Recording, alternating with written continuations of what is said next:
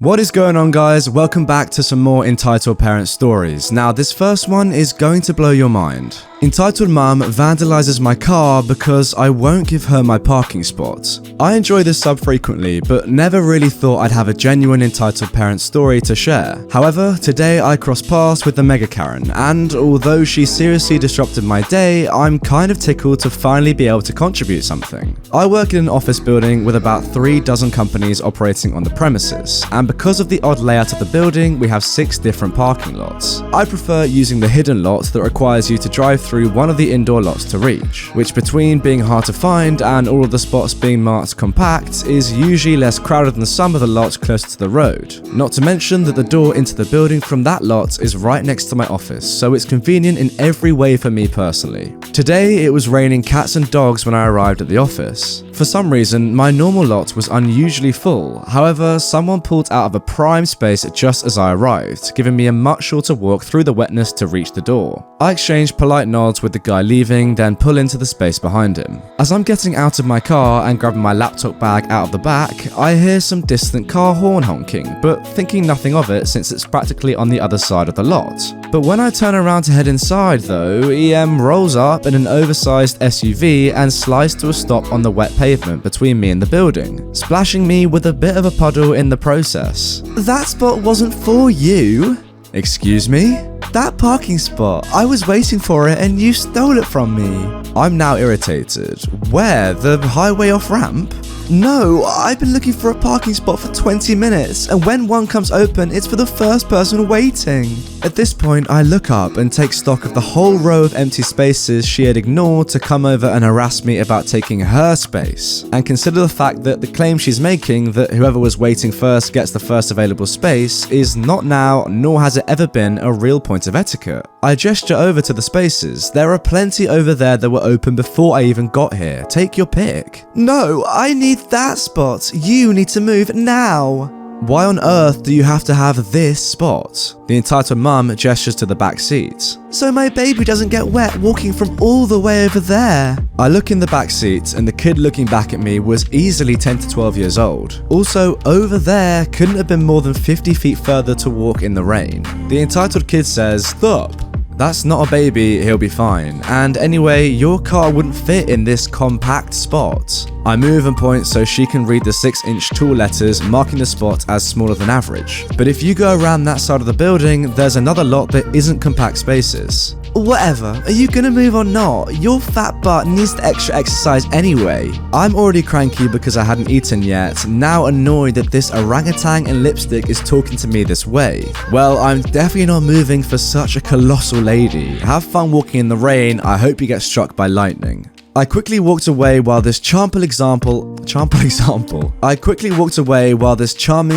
of humanity hurled abuse after me. Now, admittedly, about 15 minutes later, once I was settled in at my desk, I started feeling really bad that I told this woman I hope she gets struck by lightning, even if there was no lightning going on in that rainstorm. I continued to feel bad for all of 5 minutes when the sound of a car alarm caused me to go to the window and look out. This woman had parked somewhere, gotten out of the car, and was now keying the heck out of my driver's side door, while her entitled kid recorded it on his phone. I took a quick picture of them in the act on my phone and immediately called building security to tell them what was going on. So guess who got arrested for destruction of property and assaults? Oh right, she also spit on and scratched the security guard who went to confront her, so assault. And everything that went down from beginning to end was practically right under a security camera, so it got a good look at her, her kid, and her car, including license plate. So there's no way she's getting away with it. And since the slur she etched into my car door is homophobic, she may also get charged under hate crime laws. So that's fun.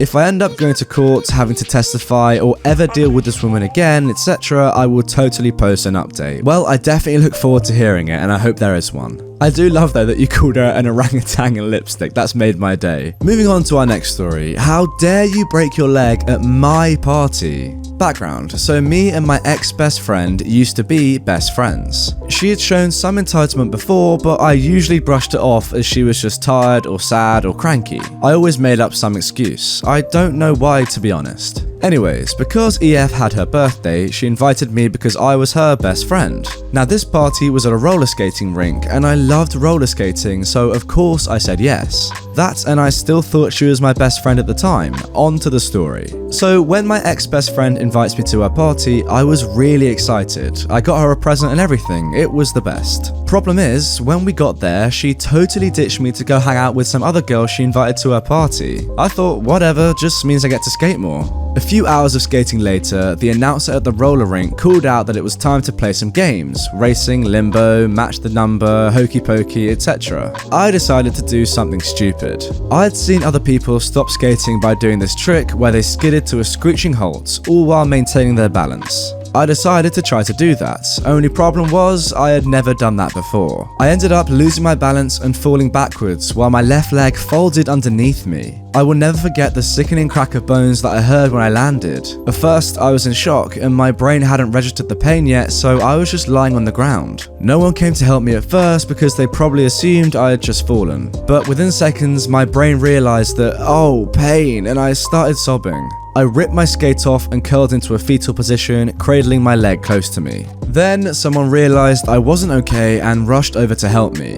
When they realized I couldn't stand, they called for a wheelchair. It was only then that my entitled ex-friend realized that something was happening, and that was because no one was looking at her anymore, and were all staring my way with mixed expressions of shock and empathy. When she finally looked my way, she seemed shocked at first as well, but her face seemed to morph into a glare. I can't be sure if it actually did because my eyes were pretty blurry from the tears. I'll spare you all the other details, but I ended up going to hospital via ambulance. The rest of the story will be told from my mum's perspective, as I was riding in an ambulance and was not there to witness this. According to my mum, after I left, my entitled ex-friend went straight to her mum and started complaining. I can't believe her. OP totally ruined my birthday party. I bet she did that on purpose. She's probably not even that hurt. Why can't just one day be all about me? I know, sweetie, I'm sorry. I'll take you out to eat later to make up for it. Go tell your friends that the party is over. So EF begrudgingly went to go tell them that the party is over so that she and her mum could go with my mum to the hospital. My mum said that when EF told her friends the party was over, it was because OP purposely hurt herself and that I had wanted all the attention and several other things I don't care to name. My mum was annoyed as anything when she overheard EF, but she didn't do anything because she had bigger things to deal with, like a daughter with broken bones. Eventually, my entitled ex-friend and her entitled mum left with my mum to go see me. And according to my mum, EF was glaring out the window the entire time, grumbling under her breath about how I ruined her party and was probably lying about being hurt. Well, guess what? I wasn't. After I got to the hospital, they took x-rays and determined that I had 2 broken bones. I had snapped both my tibia, which is the big bone in your calf that spans to your knee, and my growth plate, the bone in your ankle that helps you grow, in half. And there were splinters coming from the bones. I'd broken my bone so bad that it warranted surgery, and that's what I got. When I heard about what my entitled ex-friend had said, I was absolutely heartbroken. I don't know why I didn't just drop her right then. It would have saved so much heartache. Anyway, that's all for the roller skating incident. I think I have one more story about EF before I completely cut ties. I hope you enjoyed. Well, I for one definitely did, and I want to hear more stories about your friend. That is crazy. You broke your bone and she complained that you were being selfish. Like, what the frick? Moving on to the final story, and look at this for a title: Fatherzilla of the Bride. I would like, if I may, to take you on a strange journey. This is a tale of love, betrayal, narcissism, casual racism, and, in the end, mind-bending insanity. Several years ago, a friend married his girlfriend. We all decamped to a beautiful part of the UK for the wedding, and all seemed to be fine and dandy until the speech. The father of the bride, ostensibly a pillar of the community, stood up to do a speech, and by God, did he make the most of it. He kicked off by presenting us with the old adage, children are the future, as if it was some amazing new concept that he alone had the insight to appreciate. He then immediately dropped that thought to praise his daughter, her stepmother, and especially himself. Much of the time was spent detailing how much money he had spent on the wedding and how much work was involved on his part. Yay him. The best bit was when he drew our attention to the cake and also to the receipts relating to its cost that he had framed and put on display next to it. After a full hour, no exaggeration, of this bragging and self-praise with no mention of his new son-in-law or his family, he suddenly seemed to remember his his initial theme, declaring once again that children are the future, like a fat white Whitney Houston, and announced that he had a treat later for all the kids who were there. He then left the room to applause from his close friends and family and bemusement from everyone else. Half an hour later, he reappeared, dressed as an Arab sheikh. To top off the look, he had blacked up with boot polish.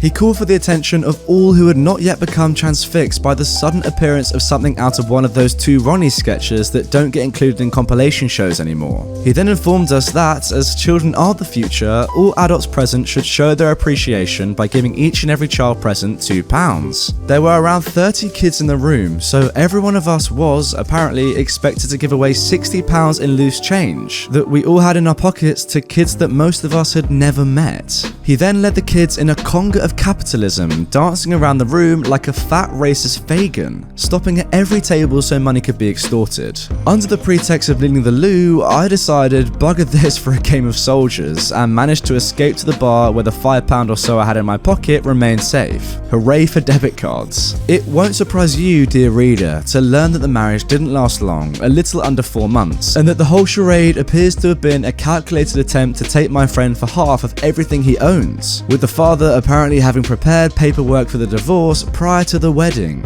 In the end, this ruse failed, and she left with a token payoff of a couple of £1,000s. Here comes the craziest part. Brace yourselves. All that has gone before pales in comparison. Once the divorce was underway, my friend no longer felt bound by the vow he had made to not reveal his in-laws' oddest secret, which he gleefully revealed to me. They genuinely believed themselves to be the earthly form of some kind of pan-dimensional rabbit beings. At weekends, they travel about the countryside in search of their cottontail brethren whom they approach and converse with. Wait, so they genuinely go and talk to rabbits? Then they head home and relay the information gleaned from the field agent bunnies to a pair of small rabbit statues that stands on top of an upright piano, and are presumably some sort of interdimensional comms device. Needless to say, I think my friend had a lucky escape. Run, rabbit, run indeed. I mean, although this family doesn't sound that entitled per se, they are probably the most mental family I've ever come across on this subreddit. Anyway, that is the end of this one. Thank you very much for watching the whole way through. It is much appreciated, as I always say. If you can't get enough of these entitled parent stories, click the video on screen right away. It is a cracker, and I will see you over there in a second. With that being said, I will be here same time tomorrow with some more Reddit stories.